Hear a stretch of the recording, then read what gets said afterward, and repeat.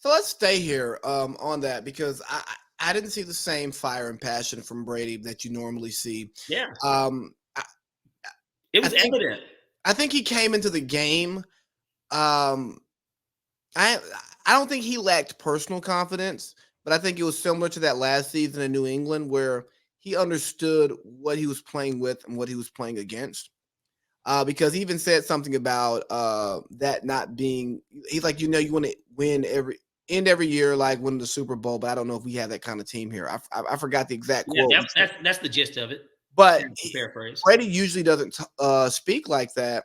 And then after the game's over, he does his podcast, the Let's Go podcast, and he gets I in. love that too, by the way, when they were doing that, him and Larry Fitzgerald on Monday nights before, like, because sometimes I'd be leaving from the office and going home, and Monday night would be on, and they're playing it. Jim Gray is who does it with them. Yeah.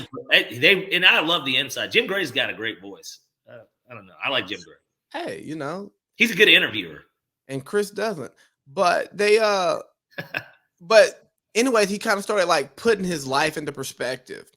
And Shannon Sharp talked about it on Undisputed this week. And I don't watch a lot of Undisputed, but sometimes there are certain topics that I want to hear what Shannon has to say, especially when he's talking about like making that decision to end the career as a great, because he was that, and he was like, once you start like putting stuff into perspective and you start thinking about, the kids can do this. I want to spend time here. And like, I've accomplished this, I've accomplished that. That's when it really starts to slow down for you. And you go, he's like, you're no longer looking through the wind. Essentially, you're no longer looking through the windshield, looking through the rearview mirror. And maybe Tom, it's not even about him being good enough. It's like, Tom can't, his legacy can't grow or shrink at this point. Yeah, there's nothing. Let me tell you, he could come out and look like Peyton Manning in his last year if he comes back next year.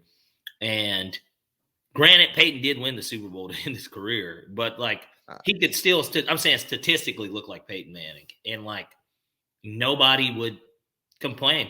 Every stadium he plays in would still be packed. And I just think that because he is the greatest, let's just say it. He's the greatest football player ever. I mean, he's certainly the most accomplished, and he holds pretty much every record for a quarterback. And so, I just think that a guy like Tom needs a swan song. And my belief is that he will come back, and he will come back and say, this is going to be my last season. And I think he said he doesn't want the farewell tour because he thinks it takes Kobe away said from the same thing. He did. Kobe had said the same thing. He said he didn't want it to be that way. Like he literally, look it up. He literally said the same thing. And what did Kobe do? He announced that it would be his final season.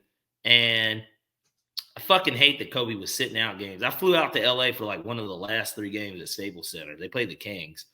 And I went to Hawaii that week, which was great. But point being, I bought tickets to the game, got great seats, and Kobe was on a rest day, and I just couldn't fucking believe it. I had been to that last game. I wanted to go. Me and my oldest brother wanted to go because he's a diehard Laker and Kobe fan too. And they had tickets in like a suite, like the suites you can share with people.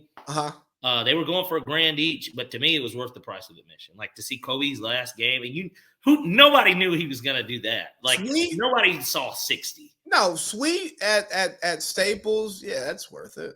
Yeah, it was worth it. It would have been worth it. We ended up not doing it, and God, do I regret it, especially now that he's gone. I regret it every day. And I think that with Brady, for instance, I know for you, you're a Falcon season ticket holder too. Yeah.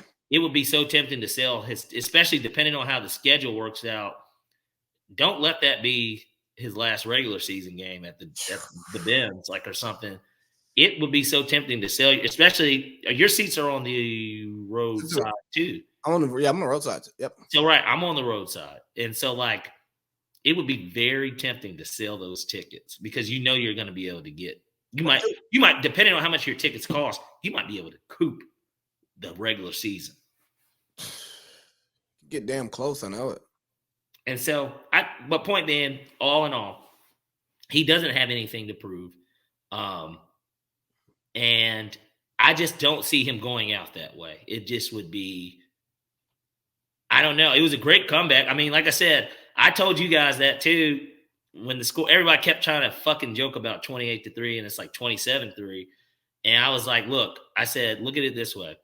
If they score a touchdown, and which they did, or no, they kicked the field goal, then they scored a touchdown. I said, after they score that touchdown, I said, if the Rams don't score again, I said, book the Bucs money line as a dog right now. And it looked like for a minute, if that game had went into overtime, I think Bucs were going to win. Yeah. And so I just don't think that he wants to go out that way. And granted, it doesn't guarantee he wins the Super Bowl going out next year. I just think that he doesn't want to go out that way. That's fair. That's fair.